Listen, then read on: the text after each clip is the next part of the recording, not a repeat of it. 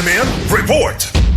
Nakabsan og kinabuhi ang usa ka lalaki kinsa giingong nalatayan sa usa ka truck sa National Highway sa barangay Tunghaan, Lungsod sa Minglanilla. Base sa investigasyon, ang biktima na ilan nga si Glemar Nunez, 36 anyos, kinsa lumulupyo sa kanasuan dakbayan sa Karkar. Samtang ang driver sa truck giila nga si alias Eric, 38 anyos ug residente sa dakbayan sa Talisay. Nasayran niya pareho nga naglawig paingon sa habagatang bahin sa Cebu ang truck ug ang maong motor.